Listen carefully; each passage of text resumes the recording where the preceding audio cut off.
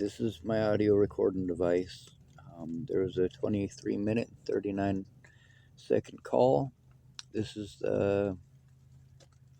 So I was told to get a hold of him today if I didn't get a call back. So I did. And there's also the situation with some of my internet stalkers that, yes, there's evidence of them working together with Andrew Wolnez. There's the internet accounts, and then there's the people in real life, and then there's, of course, the evidence of the coordination between those people on the internet and those in real life. It goes to show it's not just one person and that they are coordinating. So I tried to explain this lady to this lady, and she just, we should probably just press play and listen to it, huh?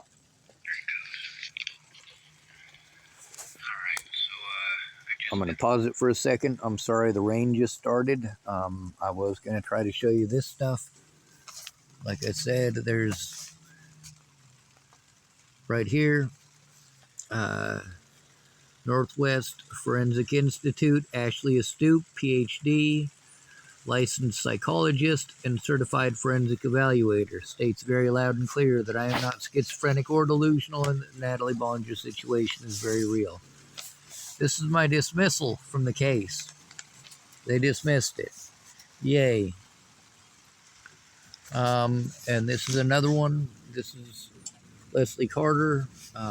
There's also the ones from the, what do you call it? The forensic evaluation at the Oregon State Hospital. Also says I'm not schizophrenic or delusional. I'm just going to press play here because we're not going to be able to do both. On this and realized it wasn't recording. I'm exhausted. I don't want to go to sleep because then I'll have to pack up my papers that are full of evidence that's sort of organized to make videos to post on YouTube because I have nobody who's bothering to take this evidence seriously in real life. I have nobody who's looking at it in real life. I have to pay drug addicts to look at it. I had to pay my shitty family to look at it. I had to pay them. And they just pretended to care until the money was gone, which is just completely screwed. On the bright side, I did save evidence of that. So, we're going 988.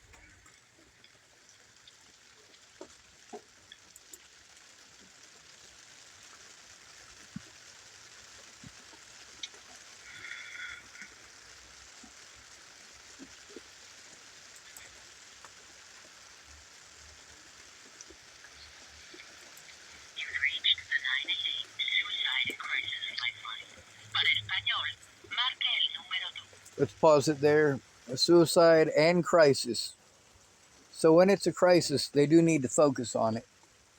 If you guys go back through the messages that I had with TFCC, or sorry, with Suicide Hotline previously, or also known as 988, more rain. Oftentimes we had to deal with very, very rude people who wanted to talk fast and try to get off the phone. They weren't interested in helping. They certainly didn't want to do anything as mandatory reporters. And unless you wanted to harm yourself or others, they certainly were not going to try to listen to anything that people were doing to you. So, with these guys threatening my life again and continuing to harass me, and I don't know their names in real life. What I do know is that they've got a history of doing this stuff. And they also are coordinating with people who have actually physically assaulted me in real life.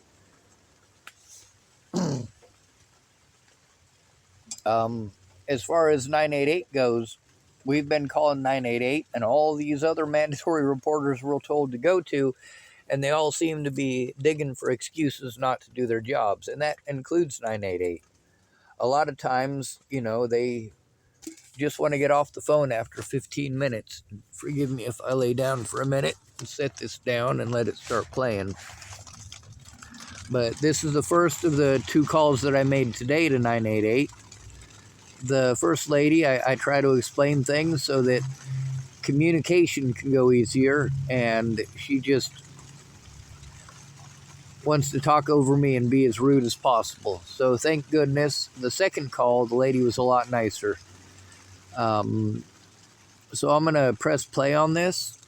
The lady, both of them talked to me like the situation with the last 988 people I talked to, Jay and Ashley, the ones that I talked to yesterday morning.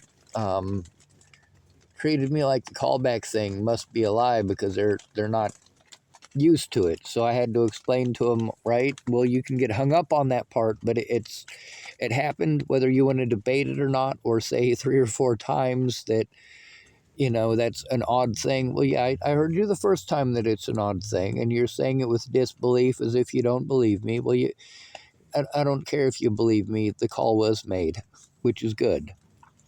The other thing is the uh, call about the abuse to Adult Protective Services. Again, you guys get to see how you'll get to hear in the conversations too that there's no way for me to send them evidence. Basically, they turn it in, and somebody on the other end decides whether or not they're going to do anything based on absolutely no evidence whatsoever because there's no way to send it to them. This is insanity. Like, how are disabled people supposed to get help when the places that we're supposed to be sent to get help can't look at any of the evidence and won't turn anything in unless they look at it? Or in this situation, I can't send it to them whatsoever, but this person is having to take my word for it and turn it into Adult Protective Services. So this is the first lady, and she's nice sounding, but still very rude, and you're going to be able to figure that out quick. If you are a veteran or service member or are calling about one, press 1. Otherwise, to talk with a counselor, stay on the line or press 0. To improve 988, your call may be monitored and recorded. We are checking for a counselor who's available to talk. You'll hear music while we do this, and we'll give you an update in 30 seconds. You are not alone. We care and want to support you. Someone will be with you soon.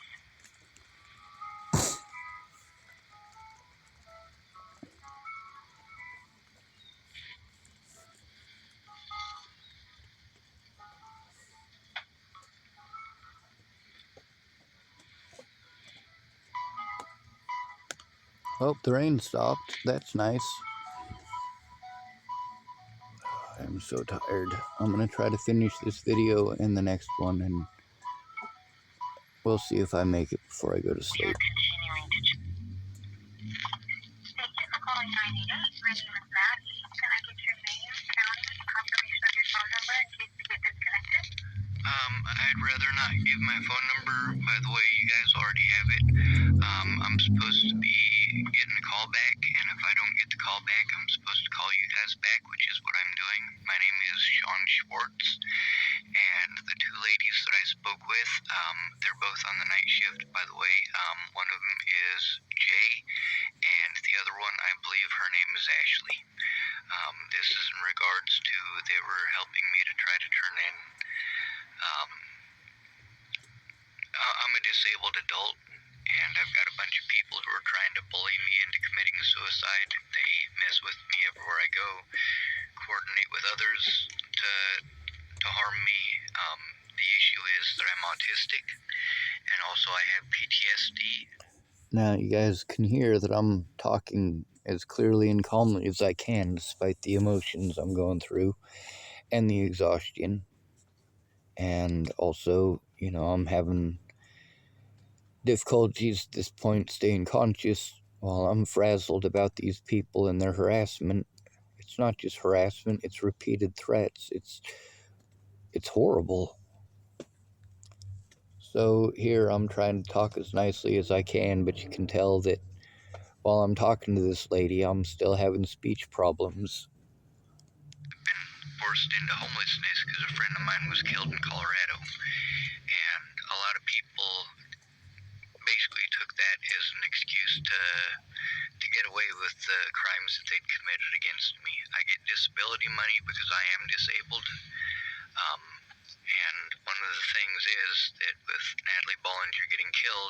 became a very popular thing on the internet and on the news, especially in the area where I was at. Being forced into homelessness made it so that people had easy access to me.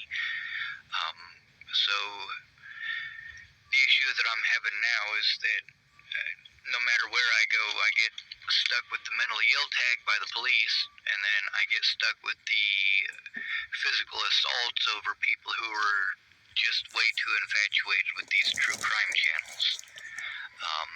The most recent threat against my life was about 3 hours ago, and the guy who's doing it has been doing this for about, I want to say at least 3 years, maybe 4. But he's also been coordinating with at least 4 others on the internet, as well as 4 others that are exclusively his friends on the internet, as well as several people here in town that he met over some of the Natalie Bollinger sites. I'm sure you probably know what A&E is, the movie channel, or not movies, but it's like about death and murder and stuff like that. Yeah, I know. Yeah, I know the movie. Sorry, the TV station. Okay, so You notice there that I did a whole lot of talking, but also when I asked a question, a lot of people think that it's rhetorical. So I pause, and you can tell that it's an overly drawn out pause before she says anything. So, I mean, it's going all right to begin with, sort of. Murder in the 21st, Season 1, Episode 1 is about Natalie Bollinger. It was released on September 27th or September 29th of 2023, I believe. This guy, Andrew Wolnez, has only been harassing me since about a week before that, maybe 2 weeks before that. Okay. Sean, let me interrupt you and ask you a question real quick. So at this point, I'm getting ready to explain to her that I have or at least trying to explain to her that I have a permanent protection order against Andrew Wolnez and that the police will do absolutely nothing about it. He uses his friends and his family to harass me, and that includes some of these people over the internet.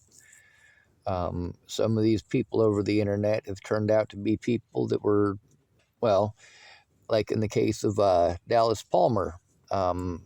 I met him over the internet while I was having an issue with Molly because he was watching my YouTube channel while the situation was going on, and he was messaging to me. Him and his friends were messaging to me on YouTube, and it turned out they were in the same parking lot. So, small world. But yeah, when somebody tells me that they're watching me, they're going to get a hold of me, they can for real kill me. Yeah, I take that shit seriously. And when they threaten to kill my friends and family or threaten to dismember my niece, yeah, those are things I take seriously. Especially since these people have not only approached me in real life, but I've got verification from others that they've approached them in real life. So at this point, I'm getting ready to explain to her that these people are still threatening me, that the most recent threat was 3 hours ago and I need help turning it in, and also that I'm fulfilling the follow-up call and seeing what's going on with the situation with the other call that was going on from yesterday morning. Complicated, huh? Have you already made a report to anyone about the abuse? I have attempted to. That's the problem, is that homeless people are treated like animals everywhere. The police don't want to do their jobs. So she wants a yes or no question on that, and there isn't one. Have I tried to turn it in? Yes. Has it gone anywhere? No. I get dismissed and talked to like I'm an idiot and sent around in circles. So in this part, I'm hoping that I'll be able to explain what's going on, but then I end up trying to answer her questions. And then there's the, oh, you're so brave, you're so strong, the, bird in the hand worth two in the bush thing starts happening. So they just pretend that I'm schizophrenic and delusional and tell me to go to mental health. I go to mental health and they pretend that I'm schizophrenic and delusional. I've got 2 sets of paperwork on my floor. One of them is from 5 psychological evaluations that I've had that show that I'm not schizophrenic and delusional. And those psychological evaluations also include all of the psychological evaluators verifying the Natalie Bollinger situation is not a delusion, that the abuse and assaults that I'm enduring are not a delusion. This is because I have to post this stuff on YouTube. I literally have to post it on the internet, and even with it on the internet for anyone to see. Yeah, with posting it on the internet, there's the stuff that the doctors got to see when they looked up their internet search, which is a bunch of YouTube sites and websites and stuff. They're basically Sean Schwartz hate groups is what it amounts to. It's insane. People hate me more than they hate Joseph Lopez. How screwed up. Anyway, so the important thing here, as far as the evaluations, is that I'm explaining to her that these people are committing crimes against me and pretending that I'm delusional and schizophrenic to try to hide their crimes, and that my psychological evaluations do show otherwise. I'm also trying to explain to her that the local police I can't go to because there's some of my perpetrators here. But she doesn't want to hear none of that. That's the part where she really starts getting irate. She talks nice through most of it, but it's complicated. She thinks that it's always her turn to speak. And when a victim is speaking, you're lucky they're able to speak. So you should probably listen to them. And maybe listen to what they have to say instead of just what you want to know. I still have to deal with in court and with these police officers and with TFCC. I have to deal with them pretending that it's a delusion still. Anybody can look it up. Also, there's some issues with 988 that I did want to bring up because I've been told that I can just send the evidence to you guys because you're supposed to be mandatory reporters, and obviously I can't just send screenshots through your 988 texting because it only accepts text messaging, correct? I believe so. So were you hoping, it sounds like maybe you were hoping that we could... So the reason that I did that is to verify. When you guys tell me to do this stuff and send me to these places and tell me about these different places, and the police send me to these places, and TFCC sends me to these places, and CARE sends me to these places, they say, oh, well, those people, have you tried this place? Have you tried that place? Have you tried 988? Yes, I tried 988. You try to send evidence to them so that they have something to send in so that they can actually get somebody to take it seriously. But there's no way to send them evidence for them to take it seriously. So we're stuck in limbo because nobody cares. This doesn't help out victims. This makes us easier to victimize.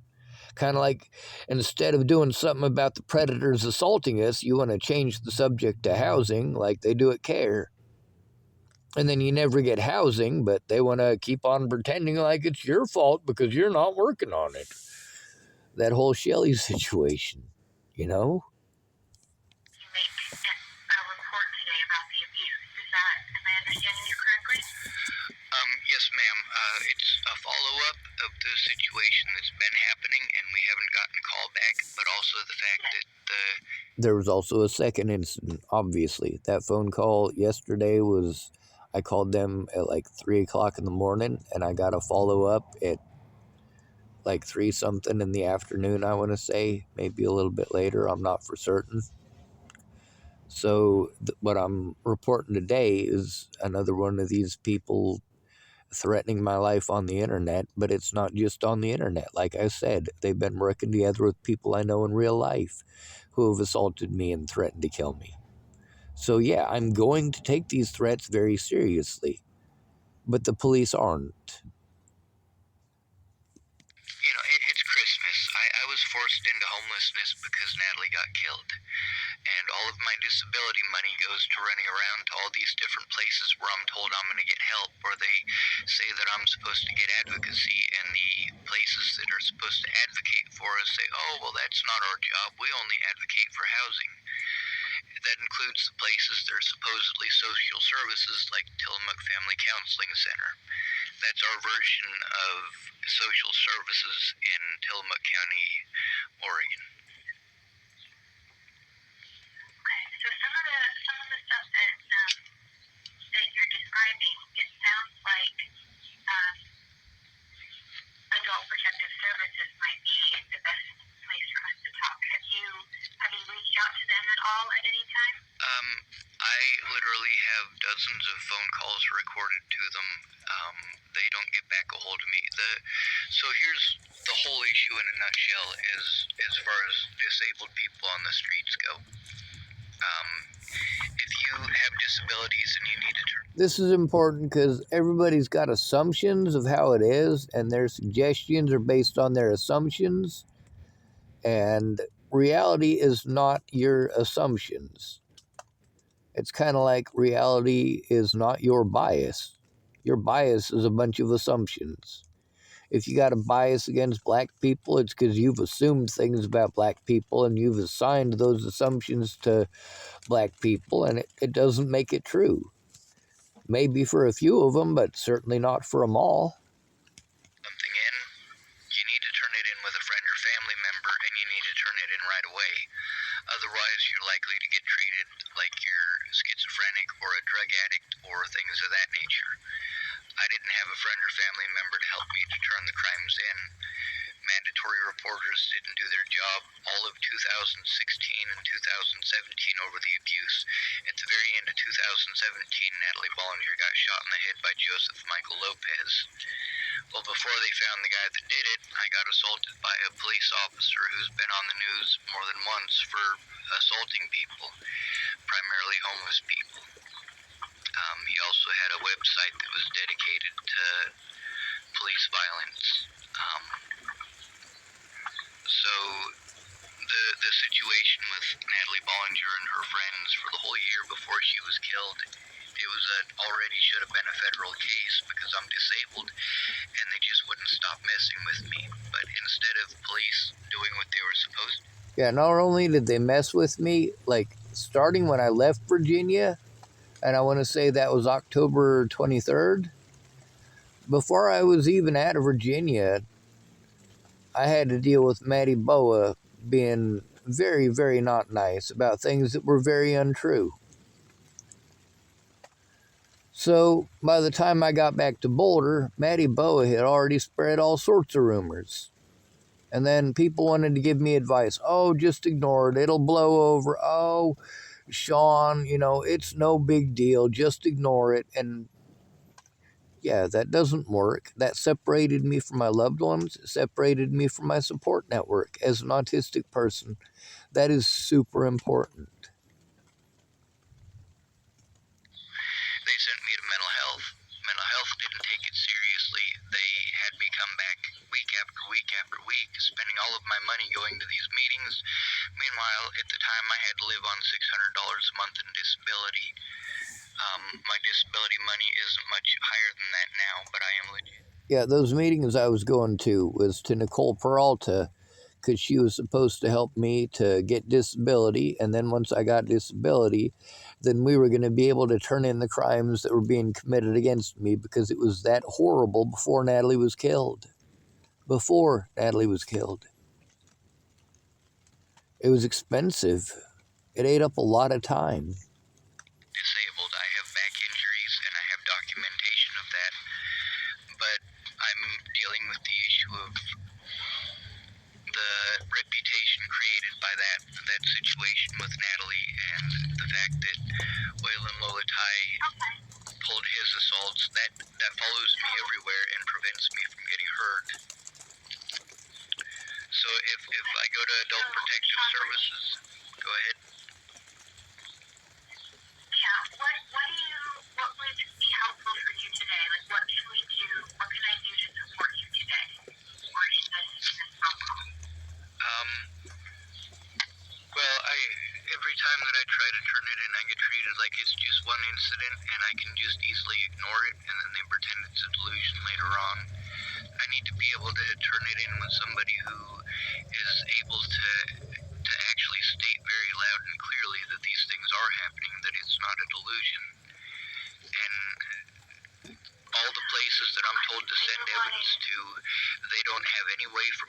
them evidence, and then I'm told that I gotta send it through emails, and then I try to do this stuff through emails, and either they say that they can't check their emails, or they go on vacation for a couple of weeks, or the file is too big to send, which is a big issue, and there's always some. Now, see, these are all things that are important. These are actually important details. Is it because I'm not trying, or is it because there's issues? What are the circumstances surrounding the situation? Is it just some schizophrenic dude running around hitting people and beating them up and threatening to kill them? Or is it a situation where you've got a disabled homeless victim who's being repeatedly victimized by the same exact people and having to go to another group of people that's supposedly going to help? They're not helping. Care isn't helping. Or they send me broken links. This is a big one. It's kind of like with you guys, you gave me some information on a place that I could contact that would help with this stuff, and I went to that place, and they don't help with anything. It's basically like it's like an AA meeting. You know, going to a room full of people who are in an AA meeting, that's really depressing, and for somebody who's... Go ahead. Yeah. No, I can imagine how difficult it would be, and everything that you've explained, so far is... I've been retaliated against repeatedly for trying to turn in abuse. That's still what I'm trying to do. You notice the part that I interrupted her through? This is something that a lot of people do when they just need to shut the hell up. What they want to do is they want to interrupt the victim to tell them how sorry they are, and I'm sorry that that happened to you. And with all due respect, I'm not a 9-year-old girl, and I'm not a woman. I don't need to be coddled. I need to be heard. I don't need you to tell me what a strong young man I am. That's absolutely not necessary. How about we focus on the details? Now you also notice here that I am info dumping, which means I'm dropping a lot of information on this lady. She is probably mentally overwhelmed at this point. However, due to the situation that I'm in, it's not like it's just one assault with one person that I have to turn in. That would be so easy. Before Natalie was killed, there was already multiple assaults and multiple threats against my life and multiple people involved. That's what happens when mandatory reporters ignore the situation. If you ignore these predators, they just get more antagonistic and make it worse and do worse things. It's disgusting. Turn in abuse.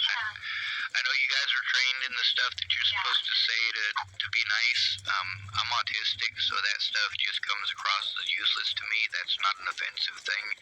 It's kind of like if you say you just need to love yourself, or a bird in the hand is worth two in the bush. It works. It just doesn't fit the situation. Okay, so Sean, let me respond here real quick. Yes, ma'am. So, what you're requesting, or what you're suggesting right now, is not necessarily something that we can support on our line. We are mandatory reporters, and so if we are told about abuse, that is something to report. But it sounds like you have already, as you told me, you've already contacted Adult Protective Services. I've attempted. Please pause, because that's kind of out of context. I haven't. Yeah, she made a bunch of assumptions and she was throwing all that stuff out there. Yes, I've contacted Adult Protective Services many times. They've never tried looking at any of this evidence. They have literally never made any effort at any point in time ever to look at any of this evidence. Never. So when it comes to turning this in with somebody else, I have to try to get mandatory reporters to turn it in with me. But if they're not going to look at the evidence, it does no good. And if there's no way to send them the evidence, it's no good. That's why you need a friend or family member. None of these mandatory reporters want to do their jobs. They will make any excuse. They will literally create a situation where you can't send them evidence of the truth. where you are literally incapable because there is no way to send it. There is no way for me to send those screenshots of the threats against my life. Meanwhile, if I type what's in them, they're going to pretend that it's threats against them. And of course, me typing what it is that it said isn't exactly evidence of it, now is it? No, it's not. So between the actual evidence and something they can go, oh, well, he could be just some nut job typing it up, you see where the situation here is obviously come to a head years ago. It didn't used to be this complicated. When I left Virginia, the biggest bitch that I had about that situation, the largest complaint that I had about that situation was Maddie Boa. Like, Maddie Boa being rude to me over the phone, treating me like I was less than a human being, and I was having a rough time already. And she treated me so horribly. And what I do, I blocked her on blocked her on Facebook because I didn't have a YouTube, and I was done with that. I didn't want to have anything to do with anybody who was going to treat me that way. It didn't matter, though, because she just ran around friggin' slandering my name anyway. So my first assault was in Boulder, Colorado, and I want to say that was September 26th of 2017, or of 2016. Sorry, not September 26th, October 26th, because it took me about 3 days to get back to Boulder, Colorado from Virginia. So, yeah, after that was already Natalie and Alicia and their family had already been involved in the situation and slandered my name to Maddie Boa and to the police. And then, of course, I get back to Boulder, Colorado, and I've got people threatening me and assaulting me. And, well, how many people do we have involved there already? What, 5 or 6 already, right? Maybe more if you count the police and the friggin' hospital. Contacted Adult Protective Services about this because Adult Protective Services won't listen to me. I've attempted to contact them in the past about this repeatedly. The problem is that without a mandatory reporter helping me to turn it in, or a friend or family member, it doesn't go anywhere. I absolutely do want to turn this in, and even though I'm not able to send the evidence to you guys, obviously you have no way for me to send it to you for you to even see it. I do still want the report to be made. I'm a vulnerable adult, and that's the thing about making these calls by myself as a vulnerable adult, is that I'm just going to get preyed on by the very people that are supposed to help me. All these people make any excuse not to even try turning it in, and I'm talking specifically about mandatory reporters, and nobody ever comes to investigate. Okay, so let's say, so it sounds like, at least what you told me today, is there's nothing. You notice I do stop very often when she's saying something that's useless or stupid or going out of her way to play stupid. Yeah, I'm going to speak right over that. But I give her a chance first. Like right here, I'm listening to her. I stopped what I was saying to listen to her. That I can report. That's not true. That is absolutely not what I said, ma'am. That is absolutely not what I said. I wish I could That back is it not up. what I said. All right, people. I have a ma'am, please let me finish. I have a permanent protection order against Andrew Wolnez. These people have worked together with Andrew Wolnez. It very specifically states in my protection order that him and his friends are supposed to leave me alone. Now, you can probably tell there that I'm having more speech problems. I'm having more issues with trying not to stutter.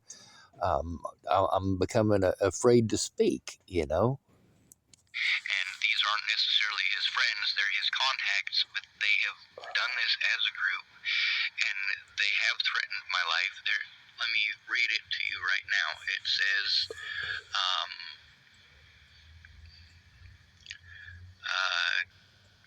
finding Sean Schwartz shed in 7 days to die. Go ahead.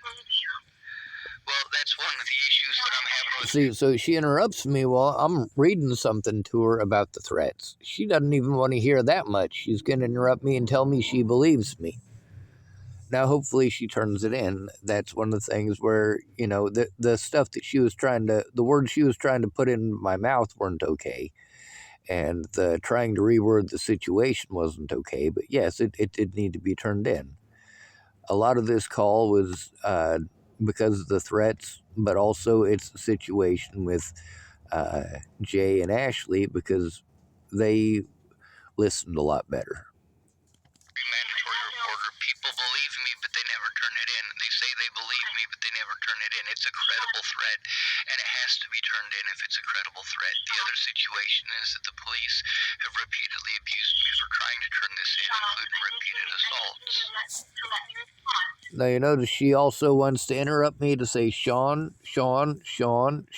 No, shut the fuck up.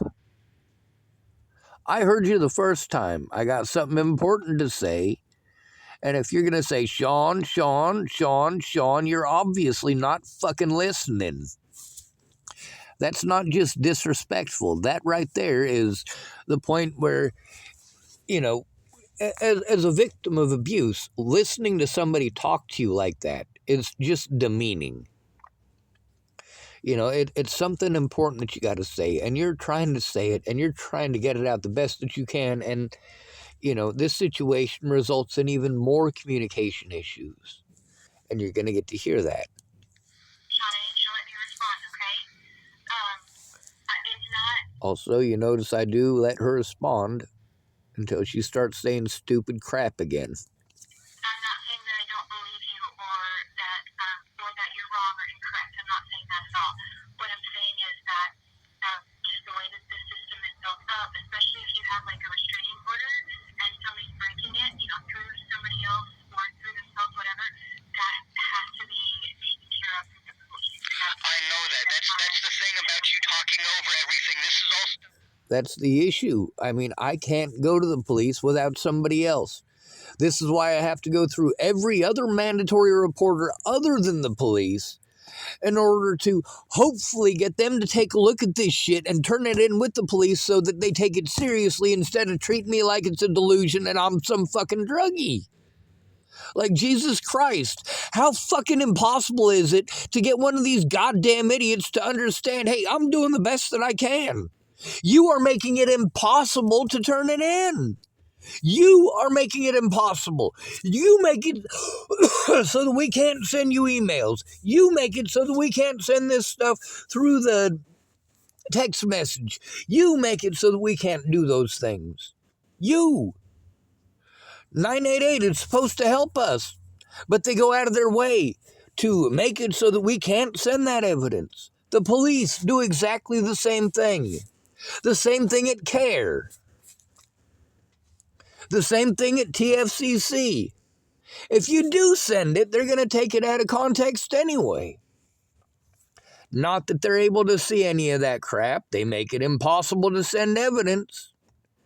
They just want to twist your words into something it ain't if they don't like you. And that's fucking illegal as all hell. I already know. You're not telling me anything I don't know. I have been through almost 10 years of this. I have been through almost 10 years of this. Please allow me to speak instead of jumping to conclusions and looking for some excuse to dig out. All right, this is not okay. I get that no matter what, I'm a male, and when I go. The hell?